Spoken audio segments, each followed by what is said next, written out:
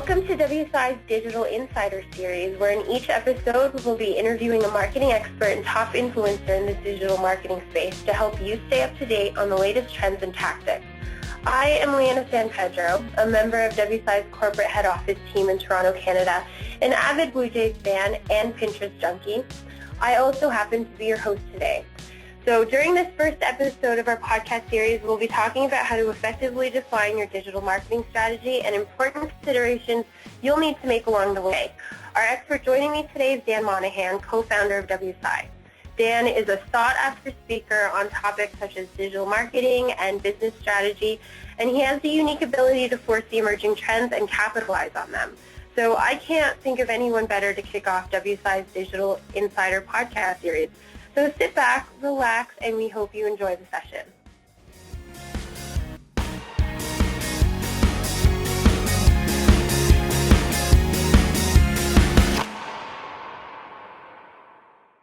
Dan, thanks for joining us today. Great to be here, Leanna. Okay, well, to start off, WSI introduced its digital system map to help articulate the complexities associated with the digital marketing realm, and clearly there's no lack of distractions in the digital marketing world. So what would you recommend to a business who's become overwhelmed or maybe even at a loss on where to focus their marketing efforts? Okay, so there's so much that can be done in the landscape of digital today. And I think really it comes back to, sometimes people say, in the last 20 years, so much has changed with WSI. What hasn't changed? And, when we started the company 20 years ago, we started with a very simple premise. We called it the ABCs of Internet marketing, or ABCs of Internet success. A was you needed an advanced technology web presence. In other words, you needed a great website. B, you needed to bring traffic to that site. And C, you needed to convert that traffic into qualified customers or leads or whatever your conversion objective was. And as much as everything has changed dramatically over the last 20 years, the one thing that hasn't changed is that the ABCs still hold true today. So focus on a solid internet presence. Focus on what's your strategy around driving traffic to that site, and those fall into categories of PPC and SEO and social, et cetera. There's many ways we drive traffic to client web properties today. And then C, converting that into customers or leads, whatever those objectives are. So there's so many different ways we do those ABCs today that continually change, but it's still focused on return on investment, driving incremental market share to businesses, and it's really still about those same business premises of growing your business. You mentioned some of the complexities that are involved, and there's some common myths that we've heard over the years. And two of the biggest ones is the first is DM is all about technology. Can you speak a little bit about what your stance is on that myth? Well, certainly digital marketing does require technology in order to deliver it.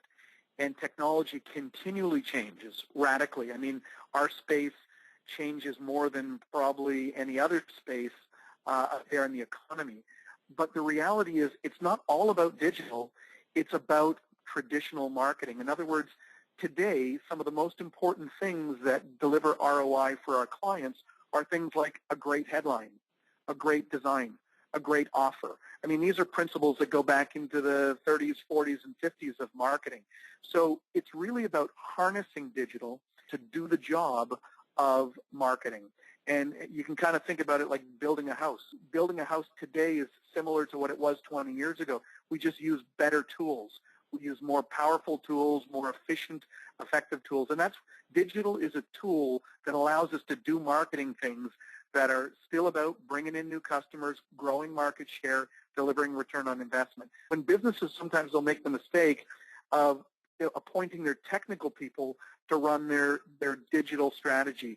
And the truth is, smart businesses today are much more moving to the point of their digital strategy falling into the marketing department, where technology is serving marketing instead of the other way around. With some of the changes that have happened in the last few years, especially around SEO, one of the most common thoughts around it is that it's a waste of time.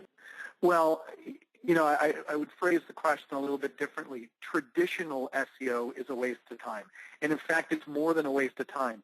Traditional SEO is actually dangerous because the changes Google's made to the algorithm, penguin, panda, hummingbird, pigeon, Google is constantly changing its algorithm. In other words, the way it ranks sites. Think of SEO as the way Google analyzes good content. I mean, Google is on a mission to rank the best content as high as possible in the search engines. And the smarter Google gets, the more traditional SEO doesn't work. And the more Google penalizes companies for using traditional SEO. So, but all that being said, SEO is more relevant today than it ever has been. And so, at WSI, we refer to our approach to SEO as adaptive SEO. Think of it almost like ISO 9000 is in the manufacturing world. Adaptive SEO is our approach to best practices in SEO, and it's aligned with the ongoing developments and changes with Google's algorithm. So the long and short of it is, if I could tell you one thing about what makes adaptive SEO different than traditional SEO, it's the fact that it's about content marketing. It's about creating great content, aggregating that content, propagating it across the internet, but using that content to draw traffic into that client website. So the traditional skill sets are not relevant anymore. It's not as much of a technical play as much as it is a writing, a publishing, a content development kind of play. So the way you do it is different. The skill sets required, the people that are engaged in creating it are different. And so I would say that traditional SEO is not only a waste of time, it's dangerous, but adaptive SEO is the new weapon in the marketer's handbook that can have a transformational impact on, we talked about the ABCs. B was bringing traffic to your website. Adaptive SEO can have a transformational impact in terms of bringing traffic into your website. On that same note, WSI has been around for almost 20 years now, and so we've seen a lot of technologies come and go, and you seem to have the ability to foresee business trends. So what do you think will be the next quote-unquote big thing for businesses? Well, certainly right now, this year, next year as well, mobile is, without question, the transformational trend that's shaking things up. In fact, some say that 2015 is the year of Facebook, and Google's quite concerned with some of the impact or the market share gains that Facebook is making. And a big part of that is based on Facebook being much more mobile-friendly, the way Facebook is leveraging content and videos in the mobile world. But, the mobile is that underlying trend that's shaking so many different things up. If we go a little further into the future, the Internet of Things, IoT, as you'll hear it, big data, these are big trends. I mean, if you look at the horizon over the next 3 to 5 years, Internet of Things and big data are shaping the landscape in a very significant way. I think, to try to make it simple, what I sometimes say to people is, if you've seen the movie Minority Report, you'll get a sense of the world we're moving into. In fact, in many ways, it's the world we're living in right now, and many people don't recognize it. And whether you like that or not, it doesn't change the fact that that's the world we're moving into. And for those of you who haven't seen Minority Report, it's a futuristic movie with starring Tom Cruise. And one of the things that you see in that movie is that people are receiving personalized advertisements coming to them, as they walk, throughout their daily life. They're always kind of tracked on a grid. And, what I sometimes say to people is, that thing you think that you have in your pocket, that you think is a smartphone, people say, I'll pick up my phone, I'll pick up my smartphone. What it really is a digital tracking device that also makes phone calls. It's not a phone call. It's not a telephone that allows you to access the internet as much as it's a mobile tracking device that also allows you to make phone calls, because there are signals going out from your smartphone, not just to Google, but every app you have on your phone, Facebook. You're constantly feeding geo-positioning data, not to mention all kinds of other behavioral data, into the grid. And the grid becomes increasingly more intelligent about who you are, what you're interested in, what messages you need to receive, when and where, as you move throughout your day-to-day life. So in the movie Minority Report, Tom Cruise talked about how he went off the grid, because the reality is we're always on the grid in that movie. Well, in today's world, we're always on the grid. And advertising is increasingly become more relevant and more personalized the more the grid knows about us. So, I mean, that's when you think about how advertising will change, you have to recognize that's how your competition is going to be accessing customers. So if your competition is going to be using all these new tools and technologies to both communicate with your target market and to personalize that messaging, you don't want to be asleep at the switch trying to figure this out. And so, this is one of the things that WSI does for our clients is we're always scanning the horizon, leveraging the latest technology, partnering with the most relevant technologies and companies so that we can deliver that kind of advanced technology and greater ROI and market share to our clients. Well, on the same topic of the future and the changing landscape of the digital realm, do you think we'll see another Google or Facebook in the near future? Now, that's a good question, and I would say, it's important to remember, and maybe I'm dating myself a little bit, but some of you listening to this podcast will remember, Google wasn't the first search engine. You might remember names like Alta Vista and Hotbot and Northern Lights and Lycos, and there was all kinds of search engines. In fact, if you really want to date me, I'll take you back even further to when the Internet first came out. There wasn't such a thing as search engines. You used to be able to buy a book, and I've got one sitting on my shelf called the Internet Yellow Pages, and it was a Yellow Pages book where we'd browse through and you'd find URLs based on the categories of information that you want to find. So, but then search engines and directories came about, and then quite a ways after that, Google came out. And it wasn't that Google was just an amazing search engine. That's not what transformed Google into one of the largest companies in the world. What it was they had a business model for monetizing that search, that pay-per-click. And by the way, Google isn't the one who invented that. A fellow named Bill Gross did with a company called GoTo. And, Google made it work and they didn't. But so the point is that it's not the first that ends up establishing dominance. I mean, Facebook, you can look at MySpace and many other of those social communities. So, but will there be a bigger, a better, another Google search engine? I wouldn't rule it out. I mean, Google is, very dominant, but you've got Microsoft's market share growing in many markets. And by the way, if you're advertising on Google, recognize that between Bing and Yahoo in the United States, you've got about 30% market share. In markets like Canada and some international markets, it's a 10% market share. But when you cross that 10% threshold, you can have significant escalations in market share. And it's also important to recognize that when we look at what Facebook's role is, I mean, companies like Google and Facebook, they may still remain dominant forces, but it's because they're snapping up these up-and-coming technologies. I mean, Facebook is now heavily committed. They've got some very significant hiring initiatives underway where analysts believe that they're really ramping up for virtual reality. And, of course, they've acquired some important companies in that space.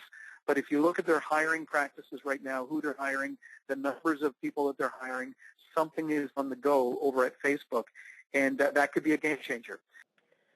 Regardless of some of these digital advancements that are made in the arena, many people, regardless, are still intimidated by it. So what would you say to those who are still fearful to put all of their eggs, or most of them anyways, into this digital basket? Well, first of all, when we look at the landscape today, it's important to recognize that the internet has not arrived. This whole digital world that we're living in is very much in its infancy.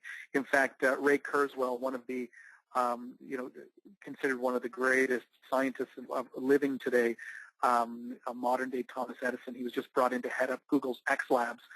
He's quoted by McKinsey and Boston Consulting Group as saying that the internet and the digital world will change more in the next 5 years than the last 25 years combined. So, it's not a matter of is this internet thing really going to take off. It's definitely the future is digital. And if you're looking at it going, how much of our budget do we want to put in digital? Or, how much of our resources do we want to commit to digital? You're asking the wrong question. So if you're looking for the answer, but you're asking the wrong question. The question is really, how do we harness digital technology? How do we harness digital across our entire enterprise? Because whether it's your HR department, whether it's customer service, whether it's accounting, obviously marketing and the way we connect with customers, but every element of a business should be harnessing digital technologies. And so that's really the way businesses should be thinking about it. In closing, Dan, what is the best step, or worst step for that matter, a business can be taking in digital marketing? Yeah, that's a great question. In fact, the answer really encapsulates both of those elements. I would say the worst thing people can do is look at digital in a tactical way. In other words, they're thinking about what are we going to do with our PPC, or we need to find someone to do some SEO, or how are we going to ramp up the number of likes on our Facebook page, or we need a new design on our website, or whatever. When you look at it in a granular way or in a tactical way, you're completely missing the boat. What you need to do is look at it from the strategy level first. Begin with end in mind. What is your strategy? What's the blueprint for your business? And then execute downwards. Because so often, businesses, they'll get one vendor to do this, another vendor to do this. Everybody's approaching it with a different strategy in mind, with different objectives. And then at the end of the day, the pieces of the puzzle don't fit together. They don't serve the needs of each other. They're not aligned. You're not getting any synergies through these different elements of your strategy. So it's very important to begin with the end in mind, to begin with your strategy or your digital blueprint, as we sometimes call it at WSI. And then over time, it's not going to happen overnight, but over time, begin to assemble those important parts of your digital strategy to deliver the end result. I encourage businesses to dedicate a person to this this digital blueprint. So it's probably not one of the oldest people in your company. It might be one of the younger people, but it should be one of the smartest people in your company. And what you want to do is have that person take ownership of this digital strategy. Now, you might do some of the work in-house. You might bring a WSI consultant in to help you coordinate your digital strategy. We can help with some of the work. Some of our competitors might do some of the work.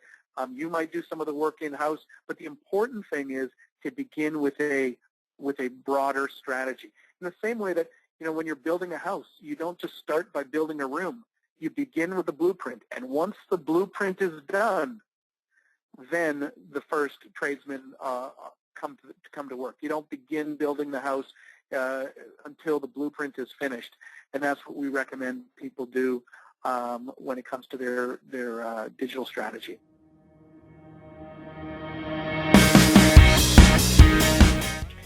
Well, that concludes the first episode of WSI's Digital Insider Series. Thanks to Dan Monaghan for joining us and sharing his thoughts on where the digital landscape is headed and how businesses can take advantage.